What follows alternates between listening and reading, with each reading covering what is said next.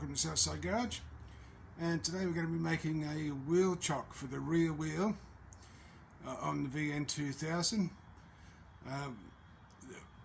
What we want is something that's going to hold the bike up vertical via the rear wheel, while jack the front up and chock the front up to remove the forks in the headstock and so on.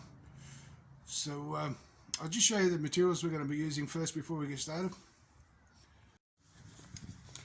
Okay, for the base of it, this is where the rear wheel is going to sit in this channel here.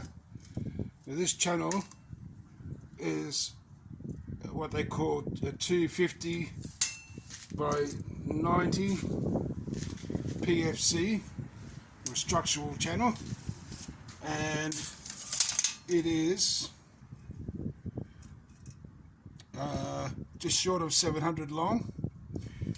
Yeah, all this stuff I didn't cut the length, it's just how it came out of the rubbish bin. I just looked around for something sort of half suitable and just used whatever I can find. Now, for the feet underneath, it's going to be the base. They're 100 by 100 by 5 RHS, and they are 950 long. They probably don't need to be that long.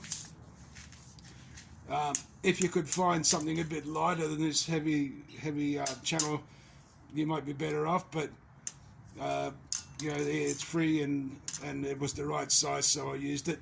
Like the rear wheel is 200 millimeters wide on a VN2000. That's just over 200 to the inside.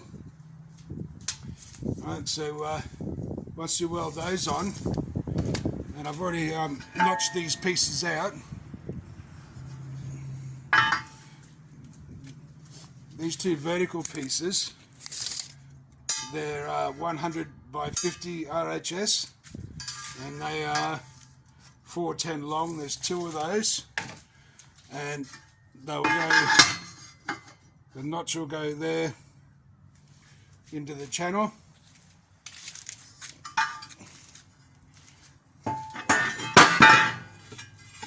And then same with the other side, the other one will go there. So that when the bike's in there, the rear tyre is going to be between those two uprights, and that should stop the bike from toppling over. While we start messing around with the front of it, jacking the front up and putting some stands under that to be able to take the front wheel and the front end out of it.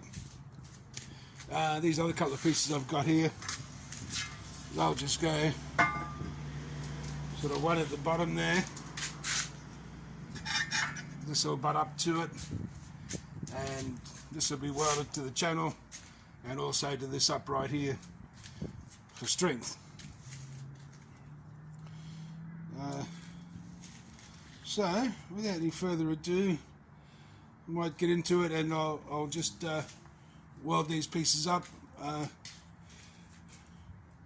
to what I've just described there, and we'll just give it a test run and see how it works.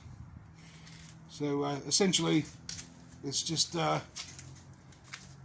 what I've made at the front here, something like that, but for the rear.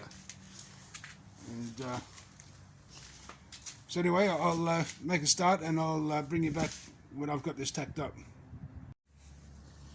So this is what it looks like welded up. It weighs a ton, I must say, but anyway,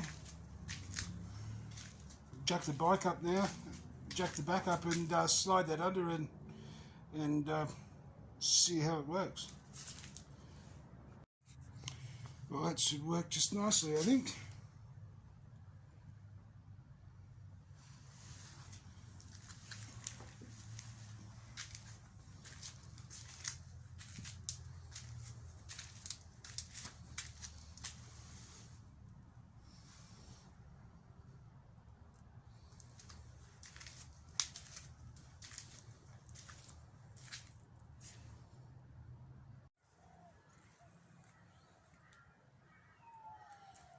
So just throwing a little bit of gold paint on the welded areas and the bare metal areas.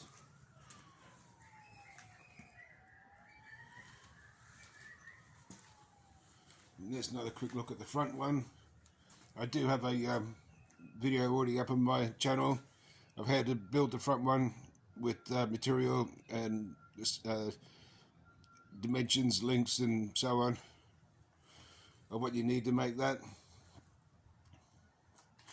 Yeah, you can always use these type of jacks here, but I don't like using those if you're going to be removing wheels and stuff like that, because you know what was balanced when you jack the bike up, that changes when you're removing wheels and things like that.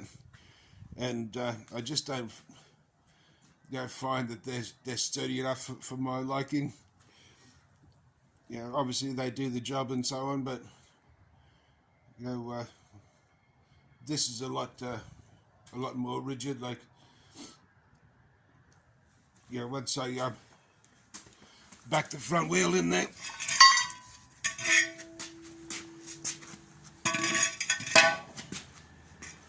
sorry, once I back the back wheel into there and jack up the front, I've also made these stands here to go underneath the frame, and so then we won't need this at the front. You know, the front will be up off the ground where we can remove the front wheel and the forks and take the head stem out of it. And I just put a bit of rubber, glued rubber on the top rail of that to reduce the sliding steel on steel, the frame on the steel stand. So that about wraps it up for this one. Any questions, feel free to comment and I'll answer if I'm able. Thanks guys, safe riding, and I'll catch you on the next one.